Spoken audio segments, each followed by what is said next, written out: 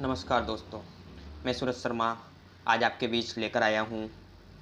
Second grade में जो new syllabus change हुआ है उसके अकॉर्डिंग जो ड्रामा है एंटनी चेखव का द मैरिज प्रपोजल। तो एक मैकबेथ तो मैंने पहले करा ही दिया, दो ड्रामा है। एक मैकबेथ है जो विलियम शेक्सपियर का है, उसकी लिंक मैं डिस्क्रिप्शन में डाल दूंगा, वो मैं करा चुका हूँ। और एक है एंटनी चेखव का, जिसकी मैं आपको शॉर्ट समरी बताने वाला हूँ, जिससे आपको इसके बारे में पूरी जानकारी मिल जाएगी और आपके लिए पेपर में बहुत आसानी होगी। तो सबसे पहले हम देखते हैं एंटनी चेखव के व्यक्तित्व बायोग्राफी के बारे में जान लेते हैं। तो अबाउट द ड्रामाटिस्ट, मतलब ड्रामाटिस्ट मतलब एंटनी चेखव के बारे में बात करेंगे। Antony Chekhov was a Russian physician, playwright and short story writer. ठीक है, तो रशियन देखिए, रशियन फिजिशियन थे, प्लेराइट थे, मतलब क्या थे, प्लेराइट ड्रामा लिखने वाले, एंड शॉर्ट स्टोरी राइटर थे। ठीक है, बोर्न ऑन 29 जनवरी 1816, 1860 को 29 जनवरी को इनका जन्म हुआ था। एंड डाइड ऑन 15 जुलाई 1904, और 15 जुलाई 1904 को इनकी मृत्यु हुई थी। He is consider one of the greatest short fiction writer and his plays are consider significant in the history of theatre. मतलब ये ग्रेटेस्ट राइटर माने जाते हैं शॉर्ट फिक्शन के। ठीक है, फिक्शन यानी काल्पनिक, काल्पनिक रचनाओं के ये ग्रेटेस्ट राइटर माने जाते हैं। और इनके प्लेस, इनके जो ड्रामा हैं वो समझे जाते हैं थिएटर की हिस्ट्री में, मतलब जो सिनेमा की हिस्ट्री में सबसे महत्वपूर्ण रोल रखते हैं। हिज मेजर वर्क्स इंक्लूड, इनके जो मेजर वर्क्स थे वो इंक्लूड थे द सिगुल, द सिगुल इनका एक काव्य संग्रह है। उसके बाद the uncle Vanya and three sisters, and और आखिरी का है द चेरी ऑर्चार्ड। तो मतलब जो ये चार हैं, जो चार, the seagull, uncle Vanya, three sisters and the cherry orchard, तो इनके पूरे जो भी रचनाएं हैं, इनके ड्रामा है, काव्य संग्रह हैं, शॉर्ट स्टोरीज हैं, वो सब इन चारों काव्य संग्रहों में मिलते हैं। ठीक है, अब इनकी लाइफ के बारे में बात करें, अर्ली लाइफ एंड एजुकेशन। ठीक है, अब इनके जीवन और लाइफ के बारे में बात करते हैं। Antony Chekhov was born in the city of Taganrog, Russia, Russia की टेगनरोग सिटी में इनका जन्म हुआ था। His father owned a grocery store, इनके पिताजी के मतलब एक क्या थी, किराने की दुकान थी, ग्रोसरी स्टोर था। ठीक है, इन 1876, 1876 में हिज फैमिली बिकेम पुअर, इनका परिवार क्या हो गया, गरीब हो गया। And his father went bankrupt, और इनके पिताजी बैंकरप्ट यानी दिवालिया घोषित हो गए। आपसे आरपीएससी में जो क्वेश्चन पूछे जाएंगे वो इस प्रकार से पूछे जाएंगे बीच बीच में से। अब जैसे आपसे पूछ लेंगे कि एंटनी चेखव के परिवार गरीब कब हुआ, तो आपको बताना है, देख लीजिए, आपको ऑप्शन और मिलेंगे, पर आपको 1876 बताना है, 1876। और इनके पिताजी के मतलब आपसे पूछेंगे क्या हो गए थे, तो बैंकरप्ट यानी दिवालिया हो जाते हैं, जो बैंक से दिवालिया घोषित कर दिया, तो आपको इसका भी ध्यान रखना है। ठीक है, चलते हैं आगे देखते हैं। Chekhov funded his oven education which including tutoring and writing stories. मतलब क्या है, एंटनी चेखव ने अपनी एजुकेशन, अपनी शिक्षा का फंड खुद ने ही उठाया, क्योंकि क्या करके, ट्यूटरिंग, बच्चों को पढ़ाकर, एंड राइटिंग स्टोरीज, और स्टोरीज लिखकर। ठीक है, उसके बाद देखते हैं his studies medicine eight Moscow university, इन्होंने क्या किया, मेडिसिन की पढ़ाई की मॉस्को यूनिवर्सिटी से। अब देखते हैं लिटरेरी लाइफ एंड करियर, इनके करियर और लाइफ के बारे में देखते हैं। ठीक है, तो देखिए, Chekhov also work as physician, मतलब ये फिजिशियन के रूप में भी कार्य करते थे ड्यूरिंग हिज लिटरेरी करियर, इनके साहित्यिक जीवन में, saying medicine is my God mother and literature is my lover. तो देखिए, आपसे ये सेंटेंस देकर आपसे पूछ सकते हैं, ये कथन स्टेटमेंट देकर आपसे पूछ सकते हैं कि medicine is my God mother and literature is my lover, who is says. ठीक है, ऐसे आपसे पूछ सकते हैं कि यह किसने कहा, तो आपको ध्यान रखना है, एंटनी चेखव ने कहा कि मेडिसिन मतलब दवाइयाँ तो उनकी क्या है, गॉड मदर है, उनकी दादी माँ है, and literature is my lover, और ये साहित्य है जो उनका क्या है, लवर है, उनकी प्रेमिका है। He wrote hundreds of short stories, उन्होंने सैकड़ों छोटी रचनाएं लिखी, शॉर्ट स्टोरीज, कहानियाँ लिखी, सेवरल प्लेज, और बहुत से प्लेज, नाटक लिखे, four of which are consider classics, और उनमें से, उनके प्लेज में से चार को क्या माना जाता है, क्लासिक माना जाता है। क्लासिक मतलब ओल्ड जो रोमन और ग्रीक लिटरेचर था उसकी कॉपी माना जाता है। His plays introduced theatre of mood. इनके प्ले थिएटर के मूड को, थिएटर के मन को क्या करते थे, प्रदर्शित करते थे। Instead of traditional acting which later influenced modernist theatre. और जो इनके क्या है, ट्रेडिशनल जो पारंपरिक एक्टिंग है, मॉडर्निस्ट मतलब नए जमाने के थिएटरों में वो दिखाई देती थी। ठीक है, आगे चलते हैं। अब देखिए आप, his short stories played a significant role in the development of modern short story. मतलब इनके जो स्टोरीज थी, उन्होंने एक महत्वपूर्ण रोल किया है मॉडर्न शॉर्ट स्टोरी के विकास में। In which use techniques such as stream of consciousness. तो देख लीजिए, अपने सिलेबस में एक चीज़ और जुड़ी हुई है, स्ट्रीम ऑफ कॉन्शियसनेस। तो आपसे ये पूछ सकता है कि स्ट्रीम ऑफ कॉन्शियसनेस किन की रचनाओं में देखने को मिलता है, तो आपको बताना है एंटनी चेकोव। ठीक है, तो ये सबसे मेन पॉइंट है। He rejected traditional stories structure and the role an artist is to ask question not answer them.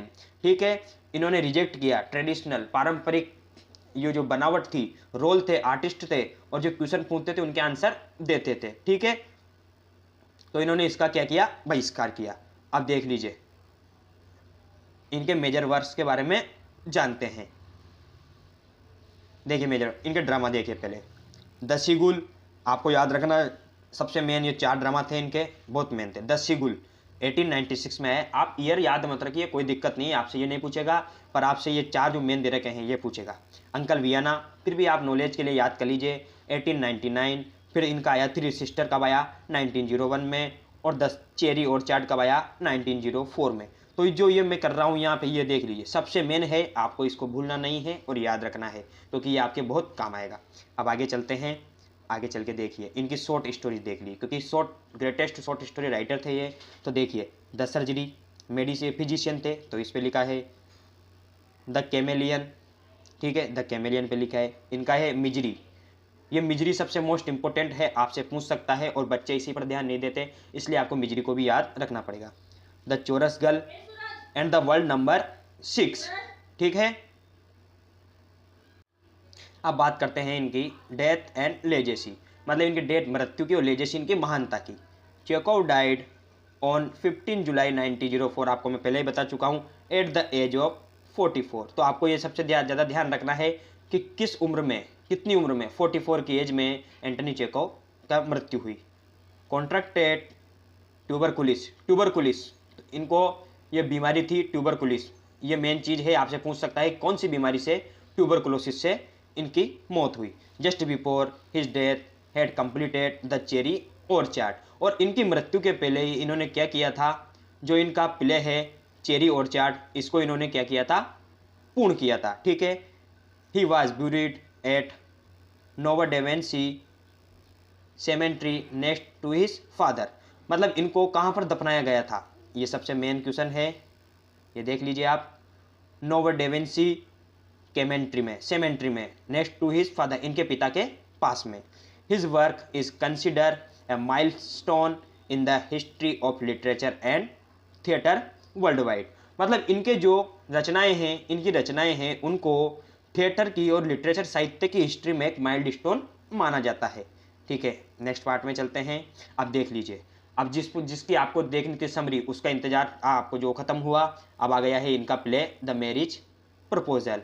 ठीक है, तो अब देखते हैं हम मैरिज प्रपोजल को, बाय एंटनी चेकोव। ठीक है, a humorous one act farce about pride, love and abstract arguments. तो मतलब एक ह्यूमरस वन एक्ट फेयर्स है अबाउट प्राइड यानी प्रतिष्ठा, लव प्रेम, एंड एब्स्ट्रैक्ट एग्रीमेंट, एब्स्ट्रैक्ट यानी लाइफ इज मीनिंगलेस, कुछ नहीं है, आर्ग्यूमेंट्स पर आधारित है। देखिए इसके मेन कैरेक्टर्स के बारे में जानते हैं, क्योंकि किसी भी ड्रामा को बिना उसके चरित्रों के, बिना उसके कैरेक्टर्स के हम नहीं समझ सकते, और एग्जाम में उसके कैरेक्टर्स के बारे में ही पूछा जाएगा। तो देखिए, इवान वेसिलेविच लोमोव, देखिए Ivan Vasilevich Lomov, a nervous land owner who wants to propose to Natalia.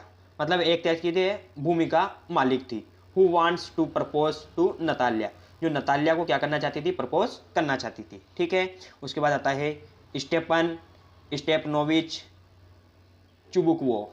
ठीक है, स्टेपन स्टेपनोविच चुकुबो। क्या है, ये रशियन नाम है तो थोड़े बहुत हार्ड हैं, पर आपको कोई दिक्कत नहीं, ऑप्शन में आपके सामने आ जाएंगे, आपको कोई दिक्कत नहीं होगी। ये क्या है, नताल्याज शॉर्ट टेम्पर्ड फादर। ये नताल्या के क्या है, पिता हैं, ठीक है। उसके बाद देखिए Natalya Stepanovna, Natalya Stepanovna, strong willed daughter who argues constantly but desired marriage. मतलब ये क्या है, नताल्या क्या है, डॉटर है, स्ट्रॉन्गली विलेड सोसेट, जो कि मतलब क्या है, स्ट्रॉन्गली विलेड मतलब महत्वाकांक्षी, या मतलब ज़्यादा ही जोर देने वाली अपनी इच्छाओं पर, जो अपनी शादी के लिए मना करती है पर अंत में जाकर उसे शादी करनी पड़ती है, ठीक है। आगे चलते हैं, आगे देखते हैं, समरी देखते हैं एंटनी चेकोव के द मैरिज प्रपोजल की summary part 1। Lomov visit, Lomov आते हैं, Lomov visit to propose to Natalya, मतलब लोमोस क्या करते हैं, नताल्या को प्रपोज करने आता है। चुबुकवे इज हैप्पी, और जो नताल्या के फादर थे चुबुकवे, वो बहुत खुश हुए। द आर्ग्यूमेंट, आर्ग्यूमेंट आता है इसमें, instead of proposing Lomov and Natalya fight over oxen meadows. तो ये आपको ऑक्सन मिडोव्स ये याद रखना है, ये मेन चीज़ है। मतलब क्या, इंस्टीड ऑफ प्रपोजिंग करने के अलावा लोमोव और नताल्या फाइट ओवर, दोनों का बीच में झगड़ा हुआ ऑक्सन मेडोव्स में, ठीक है। उसके बाद आता है लोमोस लीव्स, लोमोस चला जाता है। The quarrel ends badly as Lomov storm out, मतलब क्या हो, लड़ाई खत्म हो जाती है और लोमोस स्ट्रॉम आउट, गुस्सा होकर चला जाता है, ठीक है। अब देखिए आगे चलते हैं, सिमरी का क्या गया इसका पार्ट 2। अब आप पार्ट 2 में देखिए, confusion, Natalya learns he came to propose and rejected her anger.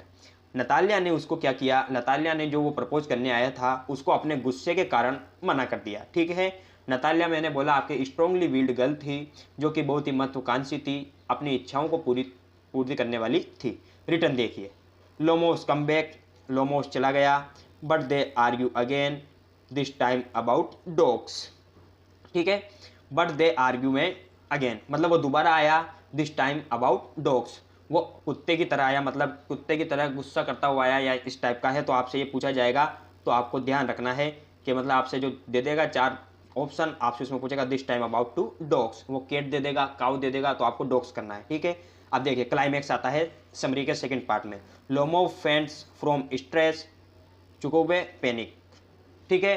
मतलब लोमोव को क्या गया, स्ट्रेस हो गया, चिंता होने लगी, और जो नटाल्या के फादर थे चुकुबवे, वो पैनिक हुए, उनको भी दर्द होने लगा, मतलब चिंता होने लगी। चलिए आगे देखते हैं, ending and themes, the marriage proposal, Antony Chekhov की एंडिंग देखते हैं और इसकी थीम के बारे में जानते हैं। तो एंडिंग देखिए, Lomov revives and Chubukov quickly announce their engagement, they continue arguing even after getting engaged. देखिए लोमोव रिवाइव्स, वापस आ जाते हैं, और जो नटाल्या के फादर हैं चुकुबवे, वो उनकी इंगेजमेंट, उनकी मंगनी की क्या कर देते हैं, घोषणा कर देते हैं, और दोनों लोमोव और नटाल्या आर्ग्यूइंग करने लग जाते हैं उनकी आफ्टर गेटिंग इंगेज्ड, आफ्टर मतलब उनकी इंगेजमेंट के बाद। अभी थीम देखिए इसकी theme, marriage as a social contrast not romance, मतलब मैरिज क्या है, एक सामाजिक बंधन है, रोमांस मात्र नहीं है। प्राइड एंड फुलिश आर्ग्यूमेंट्स, और इसमें क्या होते हैं, प्राइड, एक तो प्रतिष्ठा को माना जाता है, और फुलिश आर्ग्यूमेंट, और इसमें जो बीच बीच में मैरिज प्रपोजल के लिए लड़ाइयाँ होती हैं उनको दर्शाया गया है। The absurdity of human behaviour, absurdity का मतलब क्या होता है, life is nothingless, life is meaningless, मतलब बिल्कुल नष्ट होना, कुछ भी नहीं होना, ऑफ ह्यूमन बिहेवियर, तो इसमें ह्यूमन बिहेवियर को नष्ट होना दिखाया गया है, ठीक है। आपसे ये पूछ सकता है। और अब आगे देखिए, क्विकली रिकैप, इसको एक बार दोहरा लेते हैं।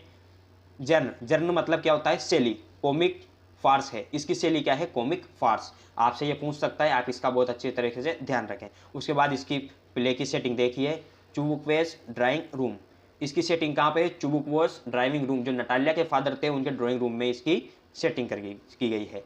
मेन कॉन्फ्लिक्ट, कॉन्फ्लिक्ट क्या था इसमें, proposal fails due to silly quarrels, उनकी लड़ाइयों के कारण उनके जो मैरिज प्रपोजल थे, जो प्रस्ताव थे, वो क्या हो रहे थे, रिजेक्ट हो रहे थे, तो ये इसका मेन कॉन्फ्लिक्ट है। इसकी टोन देखिए, ह्यूमरस एंड आइकोरिक, एक तो ह्यूमरस थी एंड आयरनिक थी। आयरनिक मतलब जैसे कि इसमें लड़ाइयाँ हो रही थी, बार बार मनाई हो रही थी, इसलिए आपको तो वैसे ध्यान रख लेना है, ह्यूमरस एंड आइकोनिक। और इसकी एंडिंग देखिए, they get engaged but keep arguing. और अंत में जाकर क्या हुआ, उनकी शादी तो हो गई बट कीप आर्ग्यूइंग, लेकिन उनका लड़ाई झगड़ा जीवन भर चलता रहा। ये इसकी एंडिंग थी। ठीक है, धन्यवाद दोस्तों। आपको अगर ये प्ले अच्छा लगा हो तो लाइक करें, वीडियो को लाइक करें, चैनल को सब्सक्राइब करें और अपने दोस्तों तक इसको शेयर करें ताकि आपके सेकंड ग्रेड में अच्छे से अच्छे नंबर आए। मेरी यही आशा है। जय हिंद, जय भारत। धन्यवाद दोस्तों।